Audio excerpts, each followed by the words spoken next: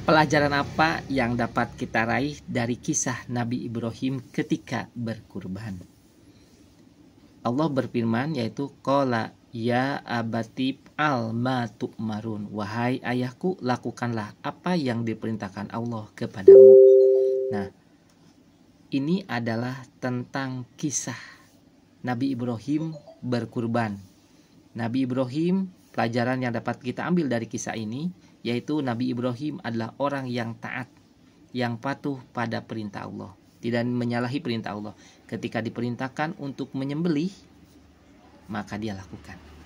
Kemudian apa yang didapat dari perintah itu? Dari kisah Nabi Ibrahim itu pelajaran yang diambil. Nabi Ibrahim tidak membantah wahyu.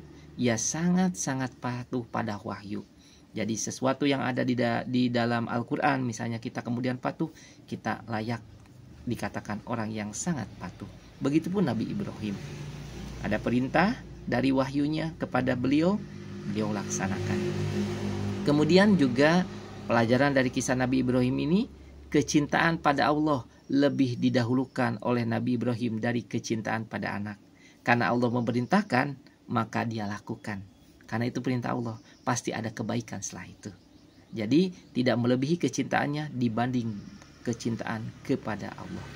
Kemudian pelajaran yang dapat diambil juga, sifat anak yang soleh adalah patuh pada orang tua seperti patuhnya Ismail pada ayahnya Ibrahim. Jadi Nabi Ismail itu patuh banget kepada ayahnya. Yaitu karena apa? Karena itu sudah perintah dari Allah Subhanahu wa ta'ala. Jadi sangat-sangat patuh.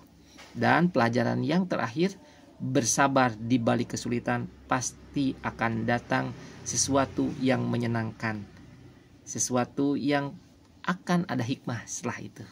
Maka bersabar di balik kesulitan pasti akan datang kemudahan. Maka apapun kejadiannya dilakukan karena patuh sabar Allah Subhanahu wa ta'ala. Akhirnya tidak jadi perintah menyembelih anaknya dan diganti dengan binatangnya. Nah, itulah salah satu kisahnya, pelajaran yang dapat diambil dari kisah Nabi Ibrahim.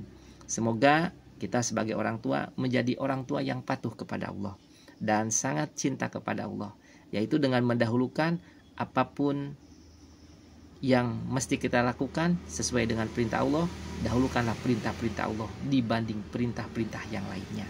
Kemudian kalau kita menjadi seorang anak, jadilah anak yang taat dan patuh kepada orang tua sebagaimana Ismail taat pada ayahnya yaitu Ibrahim. Kemudian mesti bersabar di balik kesulitan. Pasti hidup kita penuh kesulitan, baik kesulitan ekonomi, baik kesulitan keuangan, ataukah kesulitan keluarga, ataupun kesulitan dari kesehatan juga. Banyak berbagai macam kesulitan. Yang penting sabar, pasti akan datang setelah itu kemudahan. Bainamal usri yusra. Semoga teman-teman dimanapun selalu menjadi pribadi-pribadi yang menata diri dan keluarga menuju surganya Allah.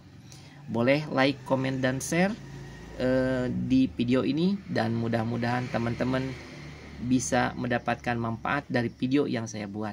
Dan tinggalkan jejak ya, mudah-mudahan ada kebaikan buat teman-teman. Saya doakan mudah-mudahan teman-teman dimanapun selalu sehat, selalu bahagia, dan tentunya selalu berkah hidup bersama Al-Quran.